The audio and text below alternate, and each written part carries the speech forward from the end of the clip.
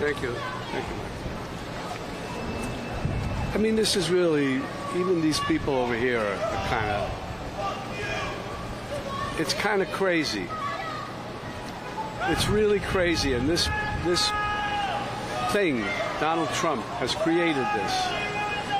He should be telling them not to do this, but he's just,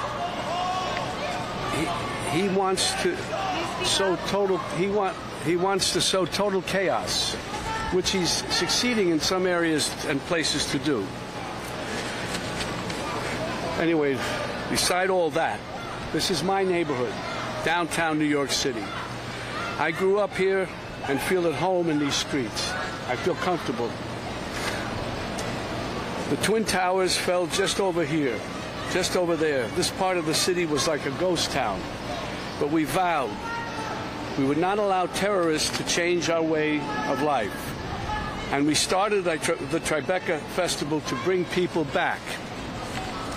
I love this city. I love this city. I don't want to destroy it.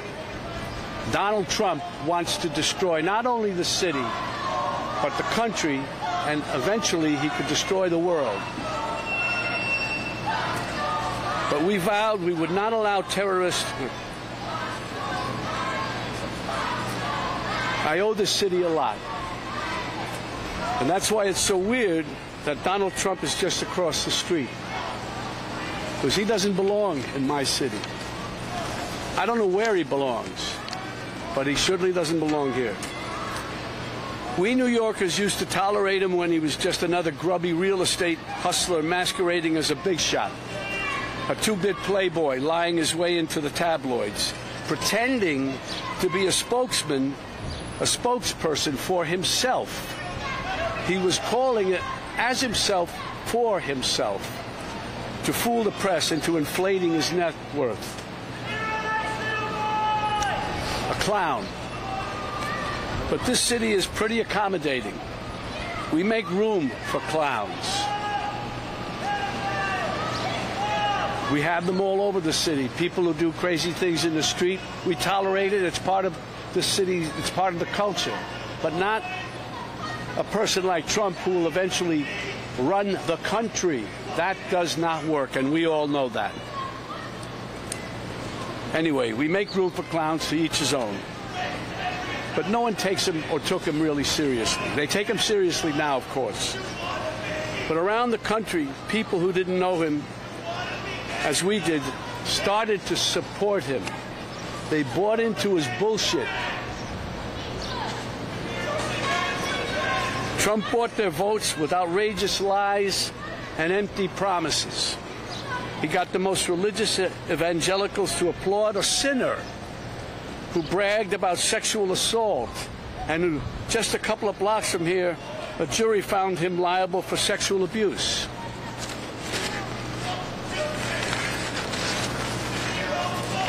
Somehow, he even got self-styled patriots to support a man who called for terminating the Constitution, and on January 6th, rallied an angry mob to threaten democracy, leaving death and destruction in its wake.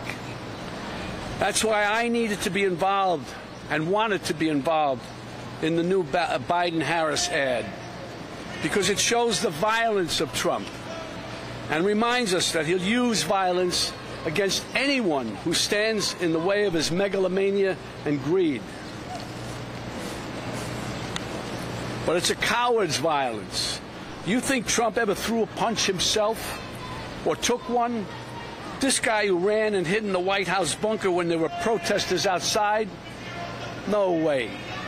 He doesn't get blood on his hands. No, he doesn't. He directs the mob to do his dirty work for him by making a suggestion, an inference.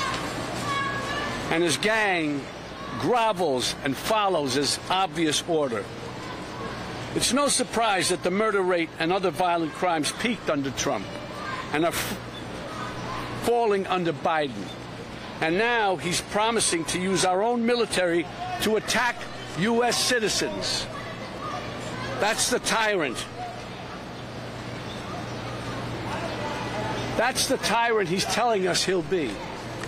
And believe me, he means it. When Trump ran in 2016, it was like a joke. This buffoon running for president. No, never could happen. We'd forgotten the lessons of history that showed us other clowns who weren't taken seriously until they became vicious dictators. With Trump, we have a second chance. And no one is laughing now.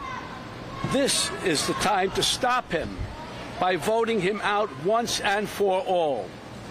We don't want to wake up after the election saying, what, again? My God, what the hell have we done? We can't have that happen again. Yesterday was Memorial Day. It's a good time to reflect on how Americans fought and died so that we may enjoy the freedoms guaranteed to us by a democratic government. A government that, as President Lincoln said, of the people, by the people, for the people, shall not perish from the earth. Under Trump, this kind of government will perish from the earth. I don't mean to scare you. No, wait, maybe I do mean to scare you. If Trump returns to the White House, you can kiss these freedoms goodbye that we all take for granted. And elections, forget about it. That's over. That's done. If he gets in, I can tell you right now, he will never leave. He will never leave. You know that. He will never leave. What does that mean? Is that the country we want to live in? Do we want him running this country and saying, I'm not leaving, I'm dictator for life? I hope this new ad campaign reaches outside the bubble to remind supporters of what a danger he is to our lives. This is not a threat. This is a reality. And that's why I've joined the Biden-Harris campaign, because the only way to preserve our freedoms and hold on to our humanity is to vote for Joe Biden for president. Really. We don't have a choice. On January 6th, while Republican lawmakers despicably tried to keep the loser Trump, in the White House, and Trump-inspired insurrectionists stormed the Capitol, brave men and women from law enforcement put their lives on the line to defend this country. Our democracy. They are the true heroes. These guys are the true heroes. They stood and put their lives on the line for these lowlives, for Trump. They lied under oath. They lied under oath. Right. Who lied under oath? What are you telling me? Those two traitors behind you. Excuse me? Those two traitors behind you. They lied under oath? That's right. What are you saying? They're traitors. They're traitors. You got I don't know. I don't even know how to deal with you, my friend. I don't even know how to deal with you. They stood there. They didn't have to.